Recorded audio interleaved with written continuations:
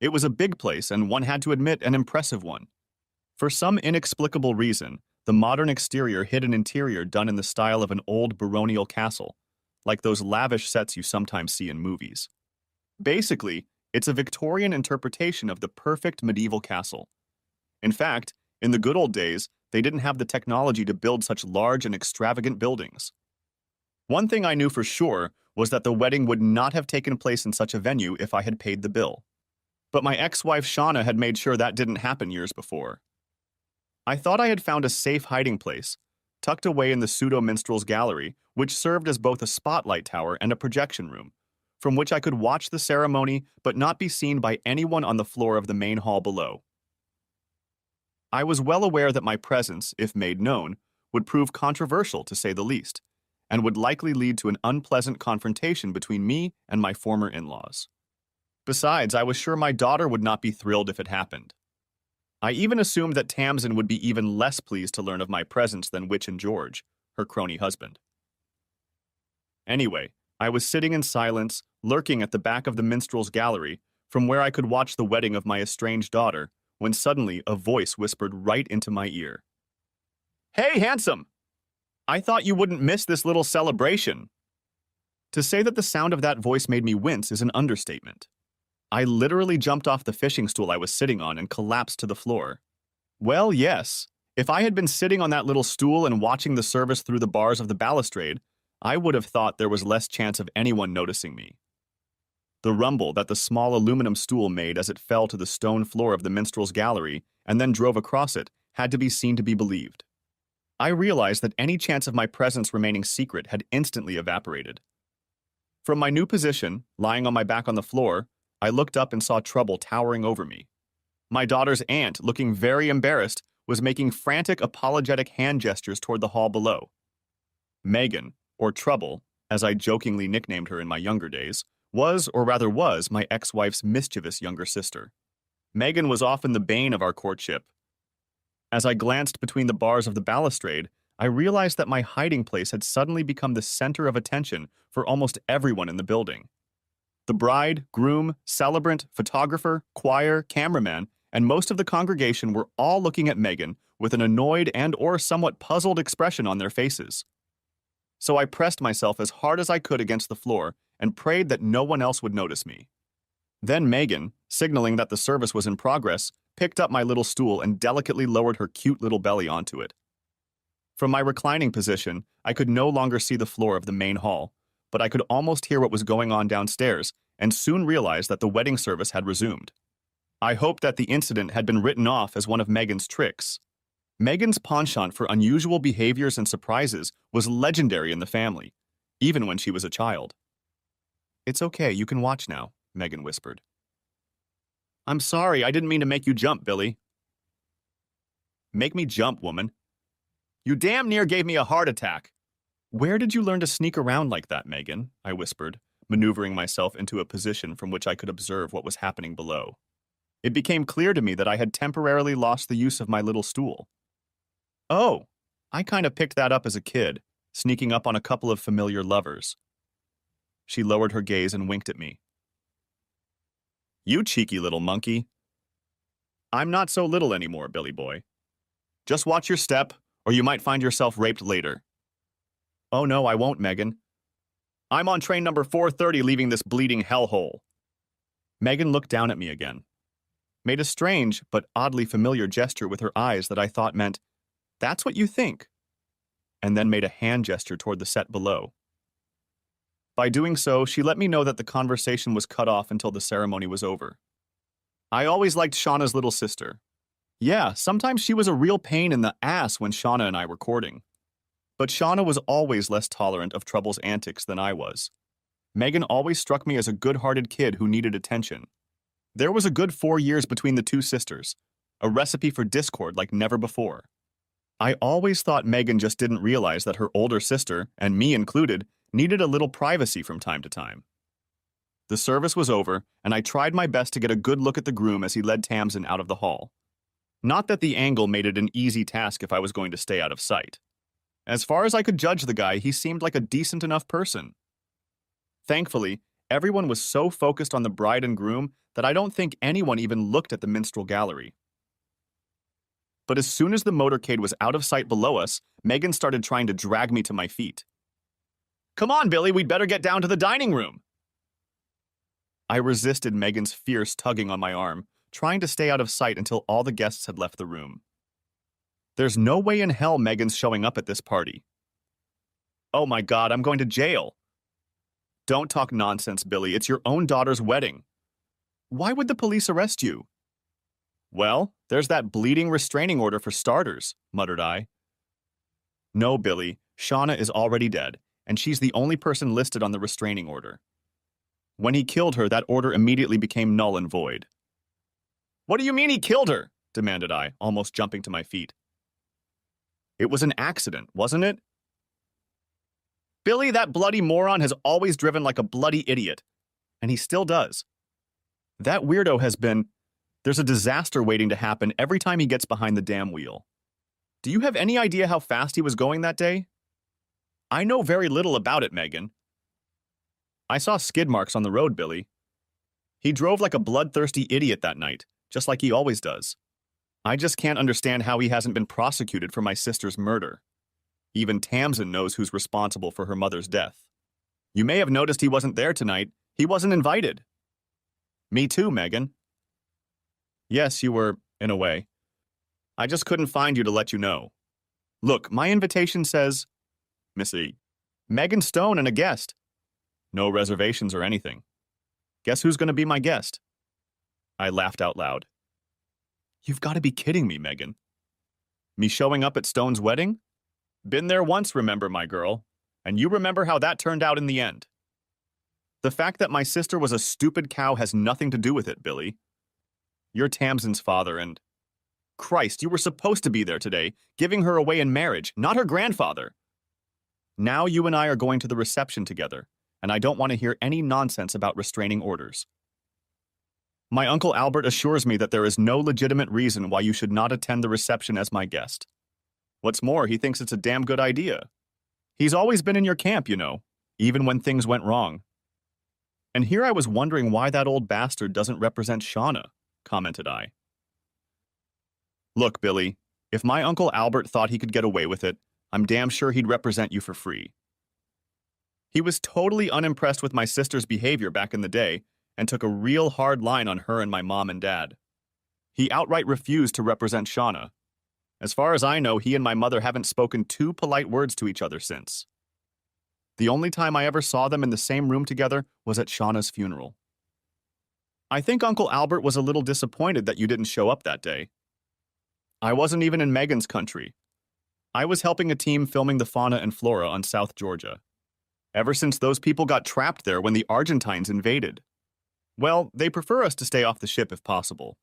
Anyway, I didn't know anything about Shona's accident until 3 months after her funeral when we returned to the UK. I met Toby. What's his name in Falmouth, and he told me about the accident. While I listened to the explanation, Megan lifted me to my feet and started dusting off my whistle. No!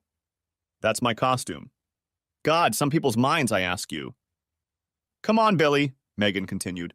Let's go down to the front desk before the line for the reception dissipates. The way Megan gripped my hand tightly, I realized that, whether I liked the idea or not, Megan had decided that I would attend my daughter's wedding reception. Against my better judgment, I apparently admitted defeat. I had to admit that it was probably only because of the considerable amount of alcohol I'd consumed in the previous 24 hours. It clouded my judgment enough that I was able to give in to Megan's desires. Yeah, look, I'd better explain. When Shauna and I first, broke up, I have to admit that I didn't handle the situation as well as I could have. I ended up spending more than a few days visiting American authorities, or local law enforcement anyway, when I took it upon myself to exact a little retribution. I gave the new man in Shauna's life a little reprimand. It might have been a frivolous and somewhat enjoyable endeavor, but in the long run it was going to turn out to be very misguided. The confrontation didn't end the way I expected, and as a result, I got a thorough kick in the ass. Unfortunately, Shauna somehow got caught up in the mess, and this led to her visiting the nearest ambulance. That's what the Yanks like to call them. Hence my incarceration and the numerous court orders issued in both the US and the UK forbidding me to go closer than a mile or so to Shauna's whereabouts, permanently or almost permanently. Anyway, I can assure the reader that I personally have never laid a finger on my unfaithful wife. Well, to the best of my knowledge, not once. This statement will probably become clearer to you later, I'm sure. Where was I? Oh, yeah. Anyway, after the court had had its way, I was an ex-convict, as the Yanks like to call us, and was labeled a bully and a wife-beater. And after the fight, I was unceremoniously stripped of my parental rights to our daughter Tamsin. Almost all of this happened while I was still in an American prison, by the way. Not a pleasant experience, I assure you. However, at that time in my life, nothing was fun at all. The label of an ex-convict did not help my work career much either. Try to get a work visa to the United States with such a record. However, none of this has stopped Shauna, with the assistance of the British legal system, from demanding that I provide financial support for Tamsin until the child turns 18. I'm not very proud of what I have to admit. After the system kicked my ass so effectively, I took solace in drinking for a while. However, I managed not to turn into a complete wreck or a hardened alcoholic. But that was probably due to inherited biological traits rather than any kind of mental impulse, if you know what I mean. However, I still needed something to help me face the day in the best possible way. Are you still working in the movie industry, Billy? Asked Megan, leading a somewhat unsure me, so we slowly made our way forward, up the stairs to the main lobby of the establishment. No, not really, Megan, I replied. I guess you could say I'm in the shipping business now. Most of the time I work as a sailor on research vessels and the like, though I do shoot quite a bit. I suppose it's handy for them to have a backup or second experienced cameraman on the crew to help document what's going on. Sometimes I'm the only cameraman on board.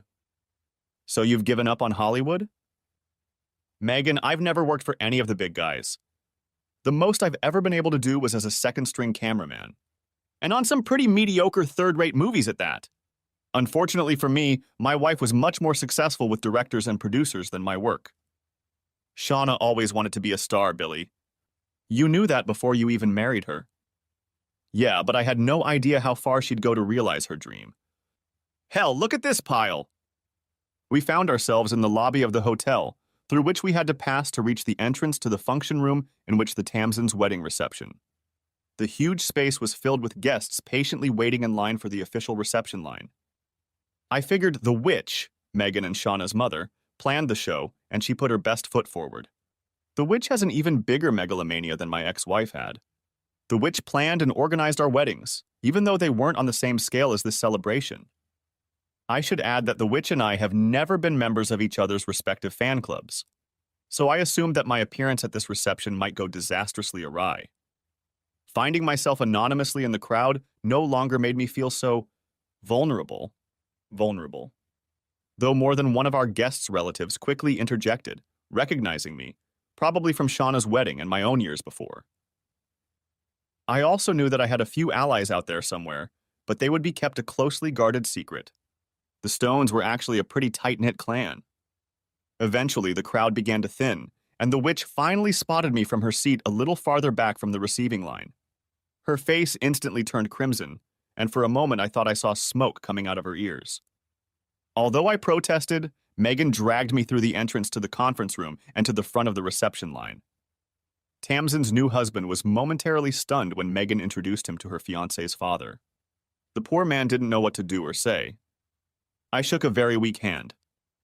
Tamsin was just as shocked, if not more so. As I stared into her eyes, they grew larger and larger, and I feared they were about to pop out of her skull. You know, I really think the kid had no idea who I was until he heard Aunt Megan inform her new spouse that I was Tamsin's father. For some inexplicable reason, I decided to say, "Hey, baby, it's been a while since I've ridden you on my lap," before I took her outstretched hand and kissed the back of it. Yeah, I thought about hugging Tamsin, but I was afraid she might faint if I did.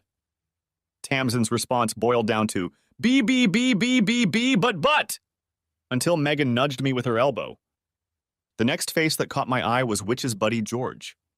He recognized me and handled the situation quite well. Well, I thought so. William, we weren't, this is an unexpected surprise. How did you... Billy is my guest dad. If he goes, I go, commanded Megan, sitting down next to me. I wondered if Megan had talked to Tamsin. It seemed to me that there just wasn't time. I wouldn't assume that for a second, Megan. The old lady replied, Of course William is welcome here. I was just surprised he was in the country. Your mother assured me he was working somewhere on the Antipodes right now. I worked in Antarctica, sir. I have no idea why I addressed the bastard as sir, probably habit. My ship docked in New Zealand 5 weeks ago, I informed the old man. You see, Megan, your mother has been trying to contact William. You got her message, I assume, William. Your mother told you she would contact William, Megan. You are very welcome here today, my boy. George shifted his attention from me to Megan as he spoke. Whatever he said, I was sure there was no message. In the age of modern electronic communication, things are pretty good out there, only occasionally interrupted by extremely bad weather on coastal bays.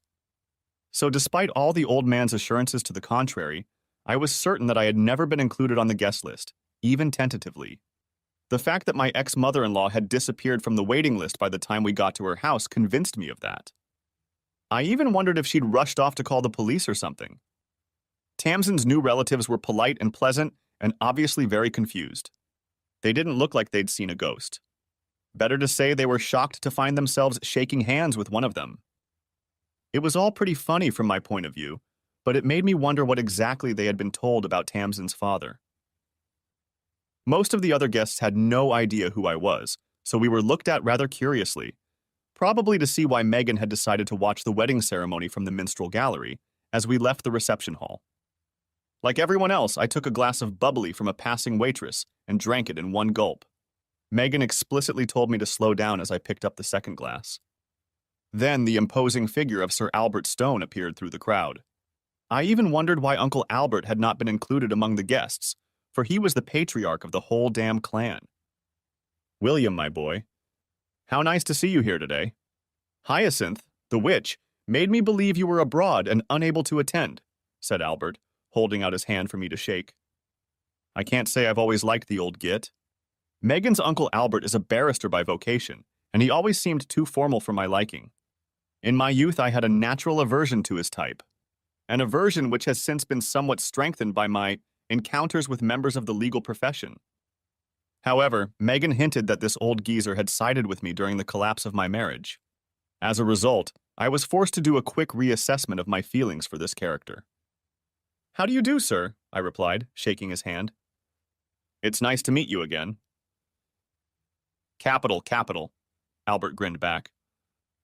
I'm not quite sure what the phrase capital, capital, capital is supposed to mean or imply, but I know from memory that it was Uncle Albert's usual response to almost anything and everything that was ever said to him. Provided everything went the way the old bone setter would have liked, that is. At this point, Tamsin appeared in front of me. Her duties on the receiving line had obviously been completed. In fact, completely oblivious to her manners, Tamsin rather rudely elbowed her way between Uncle Albert and me.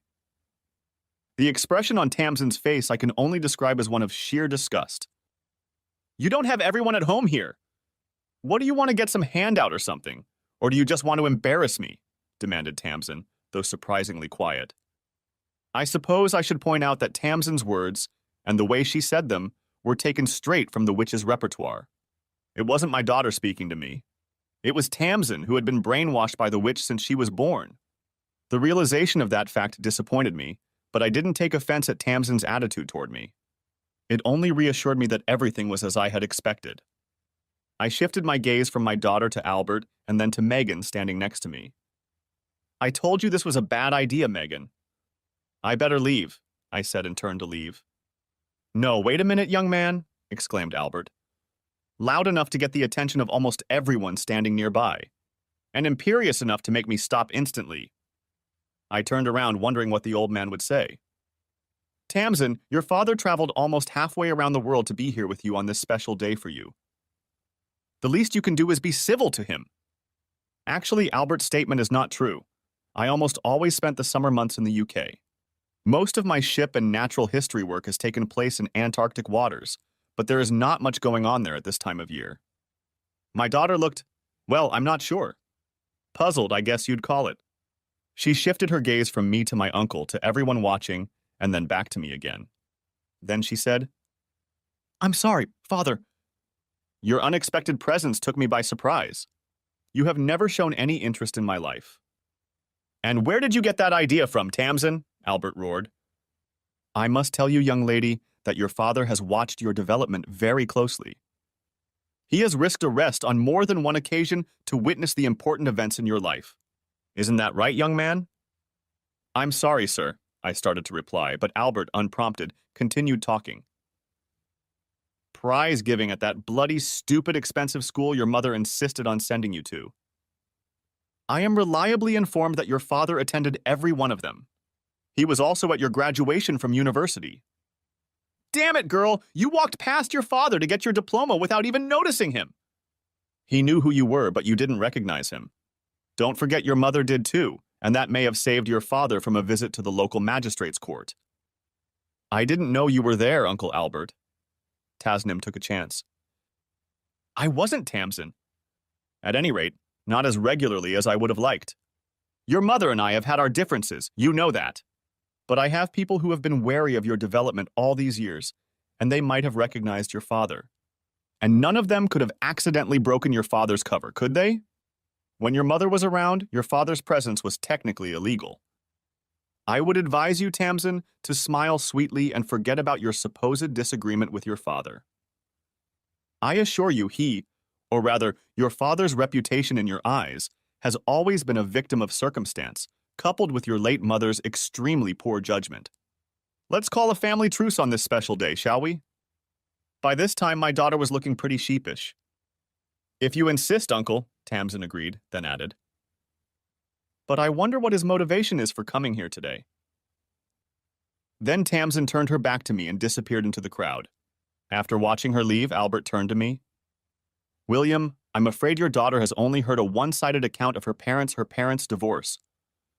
It didn't help that you and Hyacintha didn't hit it off from the start." "I was never good enough for Shauna in her mother's eyes, sir," replied I. "No one could be good enough for Hyacinth, William. I don't think even my brother fits that description in my sister-in-law's eyes." From the looks of it, however, Hyacintha may have thrown in the towel. She's up there on the platform, apparently rearranging the seats at the top table. When I looked, it turned out that the witch, assisted by her ever-awkward husband George, was indeed rearranging the serving pieces. As we watched, I saw one of the photographers approach them. The witch spoke to him briefly, and then, Hyacinth was obviously pleased with her rearrangements. The small entourage left the platform. "They're getting ready for group photos, Billy." "We'd better go," informed Megan quietly to me. "No, you go ahead, Megan. Tamsin won't be thrilled with my presence. Besides, I'll look completely out of place in the pictures without the monkey outfit. It'll ruin the whole set." "Billy!" "Don't argue, Megan. I'm on the verge of leaving anyway. I knew it was a bad idea." After a few more protests from not only Megan but also her Uncle Albert, they left me alone and went outside for a photo shoot. To my relief, almost all the other guests also went out into the hotel garden to watch or participate. I took this opportunity to slip onto the platform and do a little shuffling. Sure enough, the witch sat me next to Tamsin's new husband. But given my daughter's behavior and the fact that I'd never met this young man before, I thought it was fraught with trouble. And besides Megan, Uncle Albert and his wife, apparently my only open allies, were at the end of the table. So I put Grandpa Tamsin in that seat, as I suspected that's where he had originally planned to sit. Then I stuck my own, hastily scribbled, card next to Megan at the end of the table. I figured it would be safer that way. Upon returning from the photo shoot, Megan briefly slipped into spoiled child mode. It had been a while since I'd seen her act like that, and I found it oddly amusing. I figured it was my refusal to participate in the photo shoot that prompted her to do it. "Well, if you keep acting like this, I'm going to go find a bar." It was all I had time to say to put an end to Megan's feigned protest. "Just try to dare and I'll," replied Megan. "And what are you going to do, Megan?" I asked. "I'm not sure. Maybe kiss you. I've always wanted to do that, but I've never had the courage." I always knew Shauna's little sister held a candle for me, but was surprised to hear from Megan that she was still carrying that torch. Oh my God, Megan. I thought you'd long since grown out of silly teenage crushes. Oh, yeah. I even found what I thought was the man of my dreams. But I soon discovered that all that glitters is not gold, and what you see isn't always what you get. It wasn't until I divorced the creep that I realized exactly what my sister had so flippantly discarded. I'm not at all sure I understand what you meant by that, Megan. Okay, a confused person is safe, she grinned. Come on, looks like they're sitting down to eat. The top table was inordinately long, and Megan and her guest had originally been seated somewhat lower in rank. Though the witch rearranged everything, I, to the old bitch's utter bewilderment, undid her changes. Great fun, it seemed to me. The witch seemed to accept my rearrangement without protest, but gave me a baleful glare. Albert sat next to Megan. I thought Hyacinth, he started to comment as we took our seats. I thought her original plan would prove more diplomatic, sir. I interrupted him. With a capital letter, I always knew Hyacinth was wrong about you, my boy. Anyway, drop the formalities, please. To the family, I am Bertie. Throughout most of the meal, Albert monopolized me in conversation. Virtually oblivious to everyone else sitting around him, including his wife, but with the exception of Megan, who sat between us, he spent almost the entire meal asking me pointed questions about my travels. I almost felt like I was in a witness box. Well, he was a top-class barrister, used to cross-examination. Well, let's see how they handle it, shall we? Commented Albert, leaning back in his chair as the master of ceremonies called for silence for the formal toasts. Grandpa Tamsin, who gave it to her and I assume paid for the party, stood up and gave a brief welcome speech. And then the old git caught me off guard by calling the father of the bride to say a few words and proposing a toast to the happy couple. Judging from the looks on the witch and Tamsin's faces, his proposal was not part of the master plan and was not approved. And it certainly didn't meet with everyone's approval. As I said, the old fool caught me completely confused and totally unprepared. So I had to quickly gather my strength and act with my wings. I really can't remember almost anything I said that day. I think I started by muttering about unfortunate circumstances or something like that. But then I started talking about Tamsin, inserting just about every humorous incident from her life that I knew of into the speech. Anyway, the speech must have been pretty good, and I suppose prepared in advance, because I was shocked to find the whole damn room erupting into fits of laughter. Perhaps it was because I was making such a fool of myself that they were laughing at me. But even the witch's face cracked at some point in my musings. Then, remembering that I was breaking the magic 7-minute rule, yes, I kept my eyes on the clock, never has the minute hand moved so slowly, I proposed a toast to my new son-in-law and his beautiful bride, and then threw the ball into the groom's court. That was great, Billy. How long did you prepare that speech? Asked Megan as I collapsed into my seat. Was the sound okay? I asked, not believing I had managed to do that. Capital, capital, my boy, repeated Albert. With that kind of turnover, you could make a fortune in after-dinner speeches. Looking at the burly Albert, I realized he knew what he was talking about when it came to after-dinner conversations, and I breathed a sigh of relief.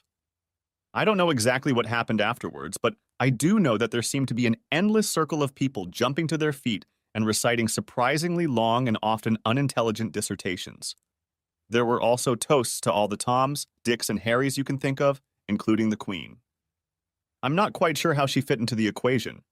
Perhaps someone was trying to complete a seemingly endless cycle of mundane speeches. I noted that none of the speakers could match my own performance. Come along, my boy. I have a little corner I have picked out and reserved, said Albert, as people finally began to leave the dining room. It was at this point that I began to suspect that Megan and her Uncle Albert had somehow pre-planned my day. Perhaps it was only a rough sketch, but they both clearly knew what they were doing and seemed to be working in unison. Uncle Albert's wife never said much to me, but smiled pleasantly whenever our eyes met. Megan, taking my right hand firmly in hers again, led me into the next room and sat me at a table near the bar. Oddly, for a wedding reception, this table was in a separate little sectioned-off area, the sort of executive areas you sometimes find in high-end nightclubs. I'd always considered such things pretentious and felt out of place sitting there. A young woman who appeared to have been assigned as Albert's personal waitress quickly appeared and took our drink orders. I noticed that almost everyone else had to stand in line at the bar to get us soft drinks. Few of them managed to catch the young woman's eye as they tried to order from her. I also noticed that there was a similar enclosure at the far end of the room, but it had remained empty for the time being. Later, I noticed that the witch, her husband, and the groom's parents periodically retreated there. Shortly after we were served our first round of drinks, Sir Albert Stone began to hold court. Numerous younger members of the Stone clan, some of whom I met at my own wedding many years ago, would arrive, introduce their, mostly adorable but sometimes hideous, offspring to Uncle Albert. Then, after carefully raising their hats to the patriarch of the family, they would disappear back into the crowd. The meaningless pantomime bored me silly and lasted probably about an hour. During the whole time, Albert did nothing but repeat his favorite phrase, "Capital! Capital!" Sometimes he even added a third capital to make it more convincing. Honestly, if this whole thing weren't so ridiculous, it might be funny. I tried to ignore the pantomime and probably would have backed off if Megan hadn't clutched at my arm as hard as she could. And unfortunately, Albert decided to make sure that all of our visitors were reminded, and in some cases informed, that I was Tamsin's biological father. I believe that Albert wanted to let those who thought otherwise know that he had decided to revoke my former status as a family pariah. Whenever I tried to ignore what was going on nearby while chatting with Megan, Albert would introduce another family member, whether he knew me or not. There was one brief interlude of sycophancy while her new husband spun Tamsin around the dance floor. No, I wasn't asked to dance with anyone at this time, which in a way was very convenient, because I'm not much for the old formalities, especially when me and my partner are the center of attention. "I suppose that's the last of them," said Albert with relief in his voice as the last little family group withdrew from our enclave. "Now, my boy, I really think we'd better get down to serious business. We can't have your daughter addressing her father the way she did before.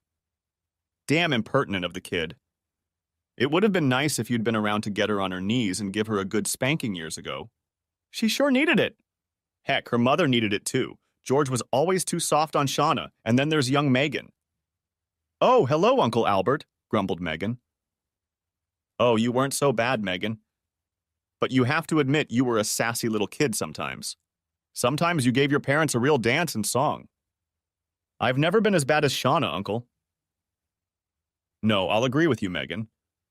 But I'm sure if William had put Shauna on his lap and tanned her back the first time she got over herself, everyone's life would have been a lot easier. Including his own." "Knowing Shauna, I'd spend most of that time behind bars, Albert," interjected I. "Yes, you're right. Perhaps that would be the case, William. Shauna was her own person and showed a distinct lack of common sense and conscience on occasion." "On occasion?" asked Megan. "Okay, but too often," Albert agreed. "Be that as it may, young man, it's about time to repair your relationship with your daughter." Albert gave a cursory wave of his hand, and our waitress appeared. He whispered something to her that I couldn't catch, and then she disappeared again. After a few minutes, Albert suddenly rose to his feet and ordered, "Come on, you two. We can't do this in front of the whole world and his wife. It might get indecent." Then the large man headed toward the main lobby. The crowd on the dance floor magically cleared a path in front of him. Megan, still clutching my right hand in an iron grip, led me after him. I think I mentioned before that it felt like the day had been pre-planned. This feeling was reinforced when Albert took me to another, much smaller and almost completely deserted, function room. I found it strange that the young fellow guarding the room, he removed the rope blocking the entrance as we approached, turned out to be the same hotel employee to whom I had dropped a few shillings to gain access to the minstrel's gallery. It was furnished more like a lounge bar than a hall, but without the bar itself. But there were many large sofas, and on one of them, nestled in a corner, sat 3 people, 2 men, and a woman. For some reason they looked out of place, and I realized that they were not part of the wedding party. For one thing, they didn't have white carnations on them, and even I managed to steal one before the service started. The woman, at first glance I mistook her for one of the hotel office staff. She looked like a very efficient and damn attractive young receptionist. The 2 guys were a different breed altogether. They were well-dressed but no frills, and one of them seemed disturbingly familiar. I thought I'd seen him before and maybe even talked to him, but I couldn't remember where or when. The second guy was a complete stranger to me, as was the young woman. Ignoring the 3 uninvited guests, Albert made his way to a circular group of couches. No sooner had he positioned himself and indicated where Megan and I should sit than our waitress appeared with a tray filled with more alcoholic beverages. Uncle Albert. Don't ask me why I chose to address him as Uncle Albert. He's not my uncle, but in this case it was the right thing to do. If you don't loosen up your drink a little, I'll be drunk as a skunk for the rest of the evening. William, drunks fall into a few basic categories: the offensive arguer or brawler, the tedious talkative drunk, the drowsy drunk, and the nicer, happier drunk. I am aware that you are usually placed in the latter category, Albert replied in an authoritative tone and with a disconcerting smile on his face. I had to admit that Albert correctly described my behavior when I was under the influence of excess alcohol. I no longer drink to excess ever. My wife wouldn't appreciate it if I did, but I was keenly interested in how he could have known this fact. It's not like we revolved in similar circles or anything. Heck, I'd encountered this man no more than 4 or 5 times in my entire life. You seem to know a lot about me, sir. Of course, young man. After what happened, I feel obligated to keep an eye on you. If I could do nothing else, I could see to it that you don't get into any more trouble. I don't understand, sir. Enough of formalities, William. I'm on your side. I've always been on your side. Didn't Megan assure you of that? I must have nodded or something because he continued. Capital, bear with me a little longer, young man, and all will become clear to you. I hope so. I also hope that you will understand my situation and be able to find it in your heart to forgive me for not taking action sooner. There, you've totally confused me. Bertie. My answer brought a smile to the old man's face, but it didn't stay there long. His gaze moved to the far end of the room. Following his gaze, I saw Witch and George enter the living room. They were quickly followed by Tamsin and her husband. All 4 of them were invited to sit on the neighboring couches across from us. Albert's gaze returned to the entrance to the living room. It was obvious that he expected someone else to join us. What is the meaning of all this, Bertie? Why have you called us here? We've got company, demanded the witch. Please be quiet, Hyacinth. Without your intervention, I'm sure none of this would have been necessary. Shauna was a frivolous girl who made an honest mistake that she was willing to admit until you talked her out of it. I don't know what you're talking about! The witch started to rant, but her husband silenced her. Shut up, Hyacintha. Bertie is quite right, snapped George. Oh my God, worms, I thought to myself. This was something I never dreamed of. At that moment, a man in a black suit and dog collar entered the living room. I recognized him immediately as another prominent member of the Stone clan. A Roman Catholic priest named Father Connor, clearly of Irish descent. However, I was never able to find out his place in the Stone family tree. As far as I knew, all the other members of the Stone clan were strictly Catholic. Anyway, this man has always been pleasant to me on the few occasions we have met. I should add that, whether or not Father Connor held a different faith, he held the same patriarchal position in the family clan as Sir Albert Stone. However, while the crowd gathered in the main hall, I saw Father Connor a couple times, diligently making his way around all the family members. Albert rose to his feet to greet Far. Connor and then the priest turned to me and shook my hand. I jumped to my feet as soon as Albert rose to his feet. I'm glad you decided to attend today, William. You did a fine job with your speech, young man. Your daughter was certainly surprised to learn that you are so well versed in her life story. Father Connor cast a quick glance at Tamsin as he spoke. My daughter looked a little embarrassed. Thank you, Father. I hope you're doing well. As God intended, William. Now, Megan, have you been avoiding me today? The good father turned his attention elsewhere. I waited patiently for him to finish with Megan, and then we all sat down at the table again. Uncle Albert cleared his throat noisily, in effect saying, now let's get down to business. But it was Father Connor who spoke first. Bertie, you do realize that confessions are supposed to be confidential, right? Totally, Joe, Albert replied. Until recently, my actions have been equally limited. However, it seems to me that I might be able to think of a way out of our general predicament. Very well, as long as everyone understands that I cannot divulge anything that has been told to me in confidence, Father Connor repeated. Albert gave Tamsin a friendly look. Tamsin, would you deny me a favor? I want you to imagine that we are in a courtroom and that you are testifying. You are under oath, if you understand me. Yes, Uncle Bertie, but I don't, began Tamsin to answer. I don't expect you to understand, Tamsin. Not yet. I hope it will become clear to you soon. If not, all this pantomime will prove to be a waste of time. I just want you to answer my questions as fully and honestly as you can under the circumstances. Anything I ask you to say will be hearsay anyway, so it will have no legal effect in a court of law. So, are you kidding me? Of course, Uncle Bertie. Now I want you to tell us everything you know about the breakup of your parents' marriage. Wait, Bertie, I tried to interject. Be quiet, Billy, this is my playpen, admonished Albert to me.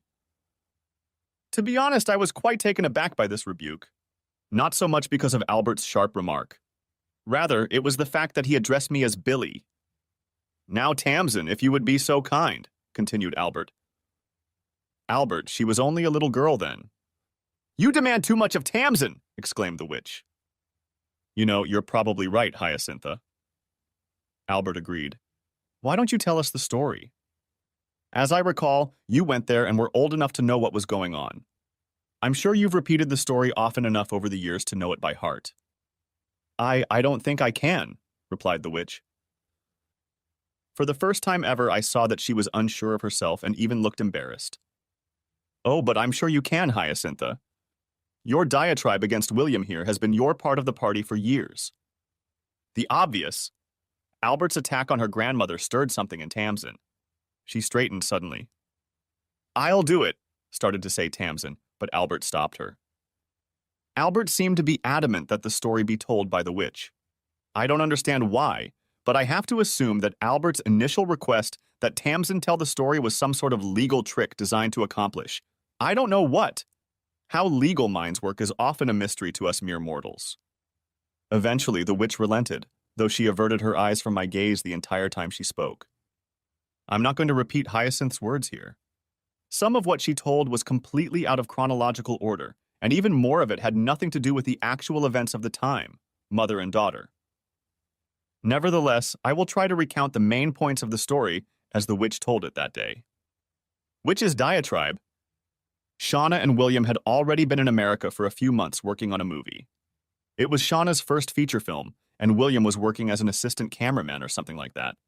Larry Parker, the director of the movie, was very impressed with Shauna's acting ability and told me that she was about to become a big star. We thought it was going so well. When she called home, Shauna was very excited about getting her big chance to be in the movie. Having 18-month-old Tamsin with her made things a little more difficult, though. Shauna told us that several of the girls on the set were very responsive and looked after Tamsin when she was on set. But one night, everything changed. We got a call that William had gone out and gotten drunk out of his mind. He had gone back to the cabin he and Shauna shared, where she was rehearsing her lines for the next day's filming with Larry's help. For some inexplicable reason, William became enraged and attacked Shauna and poor Larry with a broken chair leg. Luckily, Larry managed to overpower William by knocking him out before he could kill them both. From what I understand, William was completely out of it. However, Larry was unable to prevent William from breaking Shauna's cheekbone. Poor Larry had a hard time too because William gave him a very nasty black eye. The police, of course, brought an assault case against William, but I brought Tamsin back to my place in the UK before the case went to court. I know he was sent to prison, but I have no idea for how long. And of course he was deported back to the UK after serving his sentence. After William beat her, Shauna divorced William. What else was a poor child to do? No woman should have to endure such treatment from her husband. Shauna was supposed to get another, much larger role in a movie that was to be filmed in Hollywood. Larry had arranged it. But her face never healed before filming began, and she lost that opportunity. William's rampage that night robbed Shauna of the chance to be the successful actress she was supposed to be. The poor girl was so terrified of what William would do when he returned to the country that we were forced to get a court order forbidding him to go near her. As we all know, there have been several legal battles over the years, but from that day to this day, we have not seen William outside of a courtroom. The witch, looking quite pleased with herself, leaned back on the back of the couch, effectively announcing that the story was over. But I noticed that she was still not looking me in the eye. I was convinced that she couldn't do that, because she was well aware that the story she had just told was neither a complete nor an accurate picture of what had happened in the States that weekend. I didn't sit silently and listen to the Witcher's dialogue as Albert wanted me to. Several times I had to object, add, or correct details that the Witcher either ignored or didn't know about. However, Megan, still clinging tightly to my right hand, seemed to sense every time I was beginning to lose my patience. She squeezed my hand, and almost at the same instant, apparently they were communicating somehow, her Uncle Albert signaled me to be quiet. "You seem to be a very rowdy drunk, William," remarked Albert. "I find that very hard to believe. And it's also rather strange that you managed to keep out of jail already. It must have been 22 years?" I nodded, confirming Albert's assessment. "It's rather odd that I haven't gotten any reports of you losing control of your emotions while under the influence. For the information of those of you not in the know, William has been watched for years by certain aides. And for some time, William has been, well, let's face it, a little violent. Be that as it may, I have a feeling that William's interpretation of events will have a slightly different connotation. Why don't you enlighten us as to your take on that ill-fated weekend, William?" I unhooked Megan from my arm and shifted a little in the seat. I didn't want her to interrupt me or disturb my thoughts. In fact, I suddenly felt naked without the comforting feeling of Megan beside me. Then I looked directly at Tamsin, because she was the one I needed to understand. "What your grandmother said was wrong from the beginning. A friend asked me to be the second unit cameraman on that movie. It was supposed to be an action movie set in a mountainous area. The second unit had to shoot all the long shots, often with understudies instead of the main actors. That's always been my strong point, long shots and working with the phone. They only paid for Shauna to fly to the States because I refused to fly without her. I thought of it as a nice free vacation for Shauna." The crew rented a winter vacation complex of sorts. They probably got it on the cheap because it was filmed outside of the regular season. I didn't think for a minute that they would ask Sean to replace an actor who broke his leg on the first day of filming. True, they had to do a little creative work to turn a small role into a female character. Shauna did a couple TV commercials, so she was in the right place at the right time. It was cheaper to use her than to find her and then fly her on an airplane with another actor. Oh, they cut her skiing scene. Once bitten, twice shy, if you know what I mean. I had absolutely no idea what was going on behind my back, even though I knew Larry Parker was probably banging some naive girl on the team. That's just the way Larry is. He was notorious in the industry for his adventures. Besides, I considered Parker my friend, and I was wrong in thinking that friends don't seduce other friends' wives. We finished shooting on location that Friday. Everything else was supposed to be filmed at the studio. Shauna's character was not required for any of that filming. It was a very small role. Anyway, on Friday afternoon, me and the rest of my team had to pack all of our gear to have it ready to return to the rental company. All technical gear is hired as needed. In any case, the packing went better than planned, and we got everything packed up much sooner than I expected. I got back to the cabin that Shauna and I shared around 5:30. I didn't think I'd be back there before 10 in the evening. But when I got there, it was empty. No loving wife, no sleeping child. All I found was a note. This note. I pulled out my wallet and handed Tamsin the tattered piece of paper. Albert, however, took it from my hands. He slowly and very carefully unfolded the rest of the document. Then he read aloud the words scrawled on it. "Billy, I'm going away with Larry. He loves me and is going to make me a big star in Hollywood. Please don't follow us and don't make a fuss. Shauna." Short and to the point. Albert commented, "Go on, William, but I think we all understand where this is going." "Shooting on location is over, you say?" "Yes, sir, it was," replied I. "Then it turns out Shauna's practicing lines for the story for the next day, doesn't it?" "But carry on anyway, kid. Let's get to the fun part." "You have only his word for it," the witch bellowed. "How do you know he's not lying?" "Very true, Hyacinth." Albert agreed. "Let's see if we can verify a few facts." Albert looked towards the three strangers. "Reginald, if you would be so kind." A man who didn't look familiar to me stood up and walked toward us, carrying a briefcase. "Sir?" He addressed Albert as soon as he came within a comfortable distance. "Do you have copies of the script for this movie?" Reginald didn't answer anything, He pulled a folder out of his briefcase and held it out to Albert. Albert didn't even bother to open the folder, just tossed it on the coffee table with the couches around it. If anyone wishes to dispute Willem's account, they will find that it is corroborated by the contents of this file. Now go on, William, please. I was confused for a few seconds, interrupting my train of thought. I had to literally calm my emotions before I could continue. When I found that note, I was horrified and apoplectic. Yes, and I took a couple of drinks to calm my nerves. But then I realized that I wasn't supposed to return to camp until the evening. What's more, I remembered seeing Larry's rental car parked outside his cabin when we got back to camp. Then it occurred to me that Shauna and Larry might have miscalculated. They thought they'd be long gone before I found that note.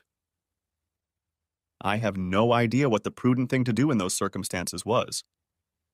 All I know is that I wanted at least an explanation from Shauna as to what kind of game she was playing. Parker, I was sure, would dump Shauna as soon as another stupid slut caught his eye. I really couldn't believe that Shauna had forgotten everything I had told her about how the man operated. I wasn't stupid enough to introduce my wife to Parker without preparing her beforehand. And when that nasty type turned on the charm, even the blood-sucking birds in the trees flew to him. Anyway, I found them in the kitchen at Larry's cabin. Parker didn't interest me. I could have dealt with him at any time.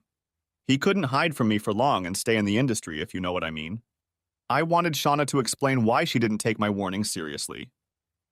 However, Larry Parker misjudged my intentions. Perhaps he had been pursued by other spouses in the past.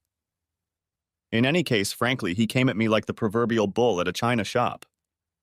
I just ducked to the side and Parker whizzed past me and crashed into the back door, shattering the glass in the process. For a moment, I thought Parker was trying to run. It was later argued in court that I broke the glass by sneaking into the cab. The fact that the broken shards were on the floor outside and that I had no cuts on my arm and Larry did was apparently ignored. Of course, it didn't help that I couldn't remember much about the day I first regained consciousness, and didn't for several years. But now I can remember everything in great detail. I don't know how one can describe Larry Parker's fighting technique because it doesn't fit into any of the categories I know of. Anyway, as soon as he recovered from his collision with the door, he lunged at me again. I ducked again but managed to hit him once as he passed me. I figured it would cool his ardor a bit or something. Big mistake. My punch changed the direction of his rampage. Parker ran into Shauna and they collapsed to the floor. Shauna was still, to my surprise, sitting on the chair next to the bar. I guess it was the same chair that didn't survive the collision. I actually thought Parker was out of the game and Shauna didn't look too smart. So I pulled Parker off of her and helped Shauna to her feet. I remember Shauna looking me in the eye. Apparently she was very stunned. And then the damn lights went out! When I awoke 4 days later, I found myself confined to a hospital bed. I remembered nothing of the day in question, nor of the few days that had preceded it. Memories that were to return, I would add very slowly, over the following months and years. Anyway, Tamsin, these are my memories of that fateful day. Everything that has happened since then has been completely out of my control. I have no idea who or what hit me. And I have come to the conclusion that it was Larry Parker's head that broke your mother's cheekbone when he crashed into her. I surmise that it was he who cracked me over the head, fracturing my skull, with the leg from that broken chair Shauna was sitting on. Why those two decided to accuse me of fighting, I have no idea. And since your mother, with the help of her lawyers, made sure I didn't get close enough to ask her. I learned that Larry Parker was found dead, from bullet wounds, in a motel room in Los Angeles while I was still enjoying the hospitality of the American legal system, so I couldn't ask him about it. I strongly suspect that Parker decided to sleep with the wrong spouse.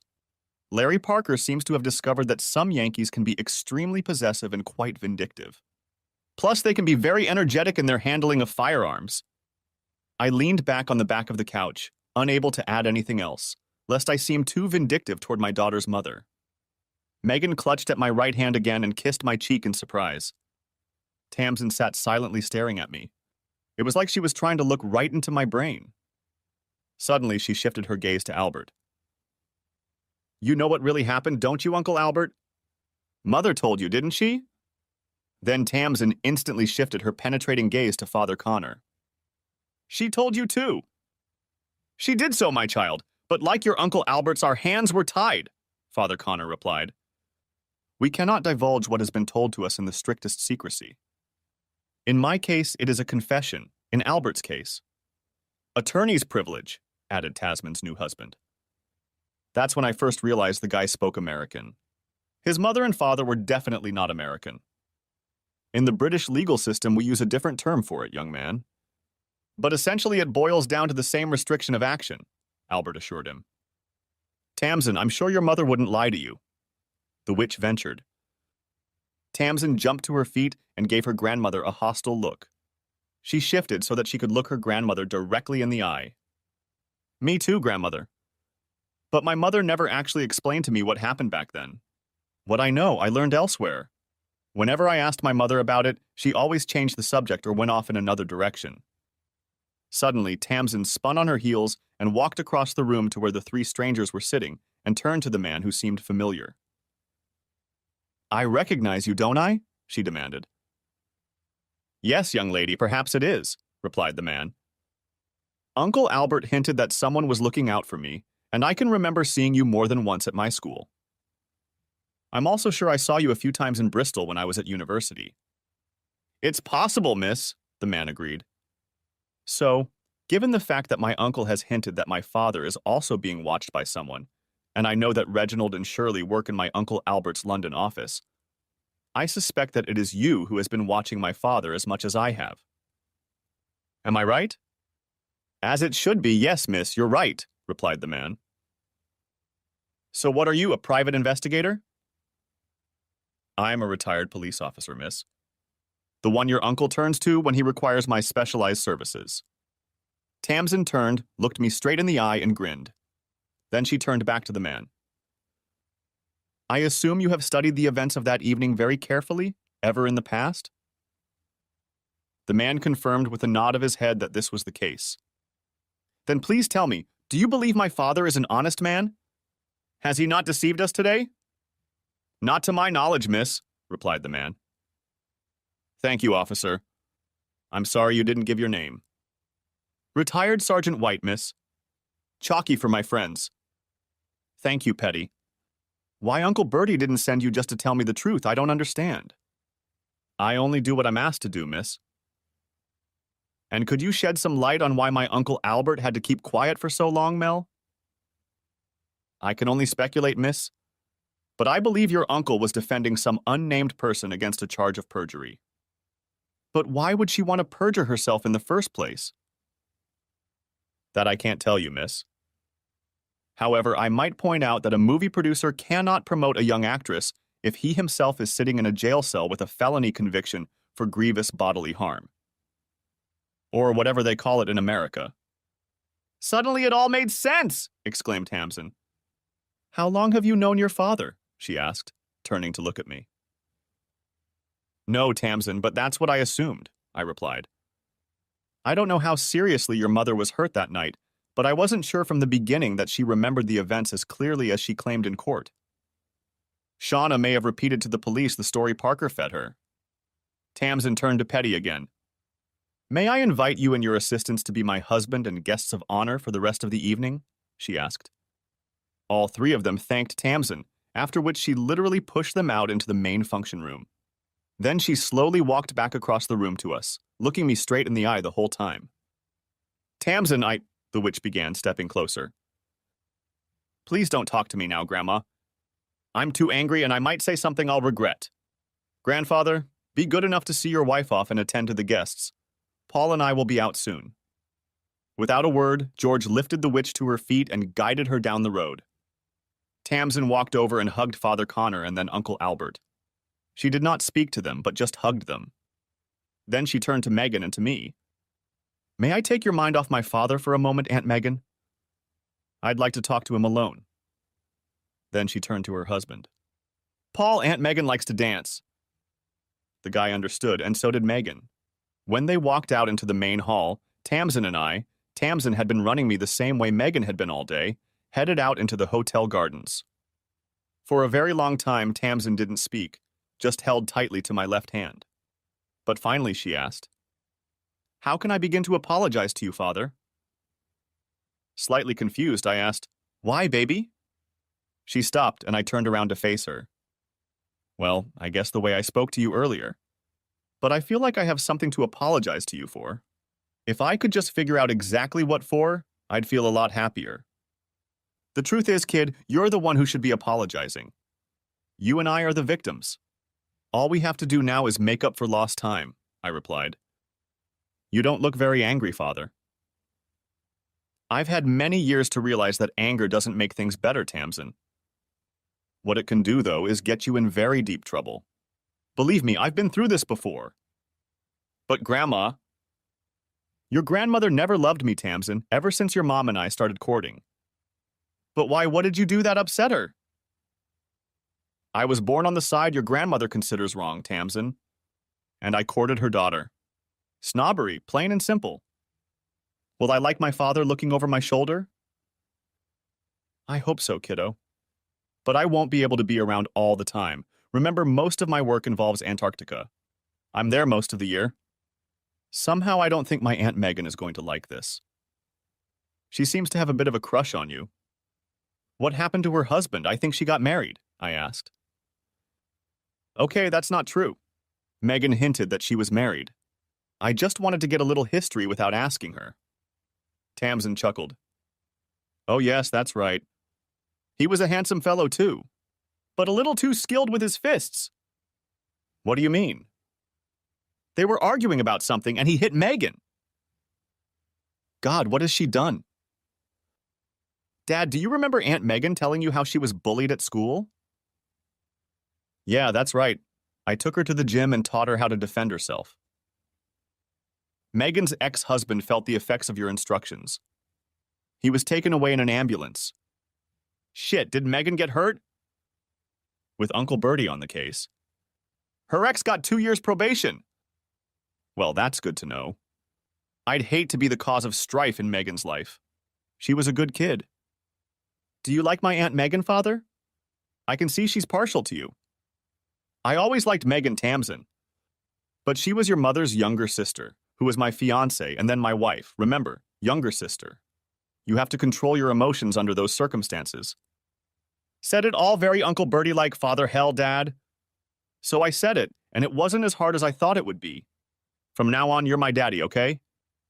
I don't mind, kid. Tamsin wrapped her arms around my neck, pulled me to her, and kissed my cheek. I'll enjoy hearing my nickname Kiddo every time you say it, Daddy. But as I was saying, or rather tried to say, my mom is dead, my dad and Aunt Megan. Well, I always liked my Aunt Megan. May I assume a sort of seal of approval, Tamsin? I asked. You bet, Dad, you'll go after her. Don't jump to conclusions, Tamsin. Megan is recalling her older brother's character, not her lover. The two are not necessarily interchangeable. Uncle Bertie has spoken again. Let's go back to the house. I want to brag about Daddy to all my friends. What about your new husband? Paul left me to myself on a cruise ship for 2 weeks. He has nothing to complain about. We returned to the house and I was introduced to what seemed like hundreds of young people. I didn't notice Megan, who I hoped would save me, but eventually Bertie appeared beside me. Tamsin seemed a little reluctant, but finally agreed that I could go out for a walk with Bertie. In fact, from what I gather, Bertie needed a cover when he slipped outside for a cigar. Apparently, Bertie's very quiet wife does not approve of his smoking. We went out to the patio and Bertie lit a cigar. You do realize that I would never make Shauna sit through this, don't you, William? He said. Bertie, I may be silly, but I'm not stupid. She really was something special, wasn't she? Yes, she was, and she was terribly afraid of going to prison, especially an American prison. I wonder, would have sent her to prison for perjury. She must have hit her head pretty hard to break her cheekbone like that. In an English court, I have my doubts. But in an American court, I have no idea. Hyacinth frightened Shauna that she would be sent to prison anyway. And Shauna witnessed your railroad trial. I read the transcript, William. It was small-town justice that left a lot to be desired. A decent appeal wouldn't hurt you. Bertie, by the time I'd sorted it out, I should have been released anyway. An appeal filed then would have gotten Shauna to go in the opposite direction, especially since Larry Parker was dead. You know better than anyone how, Some legal moguls look at things when they find out they've been cheated. Some bastard's gotta pay. You're a sentimental fool, William. Hark, who speaks? Replied I. Albert took one last puff of his cigar and crushed it against the balustrade. Don't mention this to Memsahib, William, or I'll be castrated. Now we'd better get back inside before Megan goes on another rampage. That girl has a thing for you, young man. I've noticed, Bertie, I've noticed. Capital, capital, he replied as we returned to the function room. It wasn't until Tamsin and Paul disappeared into the hotel honeymoon suite that I realized I didn't have a reservation for that evening. The original plan had been for me to return to the rented cottage on the south coast that I called home. Don't worry, I have a spare bed in my room, you can use it. Megan, aren't you rushing things a little too fast? You know you have to rush things. Hey, watch it, stud. I've seen you in action and I want it to be the same this time? What do you mean you've seen me in action? You said it yourself, Billy. I'm particularly good at sneaking around, and I've sneaked up on some people more than once and watched them. Your little hideout in the woods turned out not to be as big a secret as you and Shauna thought. Damn it, you're a pervert, Megan! You want to see perversion? I'll show you perversion. Let's go to my room. I woke up to the feeling of an unfamiliar heaviness on my chest. When I opened my eyes and looked at my chest, I saw Megan's face, who was smiling back at me. Already recovered? She asked. Damn, girl, you don't do things by halves, do you? I only had one night I could be sure of, Billy. I had to make sure you understood what you were offering on a regular basis. Is that some kind of offer, Megan? I asked. Of course, love, and I can get Father Connor here in no time to make it official if you'll let me. Father Connor is a Roman Catholic, Megan, and we're both from the Church of England, aren't we? Details, details, details. I thought you were a sailor, Billy? Yes, but what does that have to do with the price of apples? Any port in a storm, lover. I'd marry a bleeding rabbi if you asked me to. Besides, I've got this one. Megan held out the envelope for me to see. And please tell me what is in that envelope, Megan. 2 cruise tickets. An equally luxurious suite paid for by my old uncle. And it just so happens to be the same cruise where a certain man's daughter and her new husband will be spending their honeymoon. Great, you'll see your daughter during the day and we can have sex every night of the week. Megan, when did you and good old Bertie start planning these Shanghai exercise, or whatever you call it?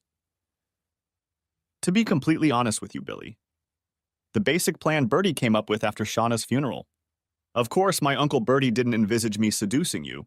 It was entirely my idea, and fell under the heading of preferred outcome. So what do you think of this cruise? I looked down again and saw the wistful expression on Megan's face. I think I shall enjoy my vacation, my dear. However, we won't have time to get a marriage license before the ship sails. Don't worry, Billy, I checked. It's registered in Bermuda. What does that mean, fact? You'll find out soon enough, hubby. You'll find out! Now, how do you fancy another walk on the deck before breakfast? She grinned. I grinned back at Megan. We only had time for breakfast that morning. Life goes on. C'est la vie épilogue. Megan and I didn't get married on the ship. Although she and I were fine with it, Bertie's wife didn't want to do it. For such an outwardly modest old lady, Beatrice could be very bossy when she wanted to be. Not surprising, considering who exactly she had been married to since time immemorial. Beatrice organized our marriage. I'm sure it was all paid for by Bertie himself. Of course, it wasn't as lavish as Tamsin's, but neither Megan nor I wanted it to be. Frankly, we'd both prefer a private affair aboard ship with Tamsin and Paul as witnesses. The witch didn't attend our wedding, but Megan's father gave her away in marriage. He even said, "This is getting to be a habit, William," as he handed me his daughter's hand. Bertie went through the whole day with a huge grin on his face. During his speech, he even claimed that he was responsible for bringing the bride and groom together. Which I suppose he was, pretty much. Although I believe Megan's determination would have eventually brought us together some other way if I hadn't snuck into Tamsin's wedding. My wife, when she knows what she wants, seems able to move mountains to get it. She can certainly bend Uncle Bertie to her will, and that's not so hard. Her only problem is that Megan spends a lot of time thinking. Like, are we getting up now? Or do we just hang out on the deck a little longer first? This, I assure you, is wreaking havoc on my work schedule. And it's not too good for my back. I'm not as young as I used to be. And it doesn't matter if my wife wants to believe otherwise. Yes, but I don't work in the South Seas anymore. Bertie knew someone who was acquainted with someone whose brother is a commissioned producer, or something like that, in the BBC Wildlife Department. I unexpectedly found Megan's phone hyped up with offers for wildlife shoots, mostly in the UK and all moderately lucrative. All in all, just right for me. Megan and I have decided that having kids is not an issue. We feel like with the Tamsin twins, we'll have our plate full of worries. That's assuming she and Paul don't play soccer. We settled into a quaint little bungalow around the corner from Paul and Tamsin's house, a convenient distance for pushing a stroller, and Bertie pushed Paul and I to the local golf club. Our Sunday mornings with the four of us became a regular occurrence. The fourth contestant? George, of course. Now that he and the witch are no longer husband and wife, he has been elevated, or restored, to the position of second grandfather in my daughter's eyes. Bertie, of course, takes precedence. Well, since he's the patriarch of the family, what do you expect? Life goes on,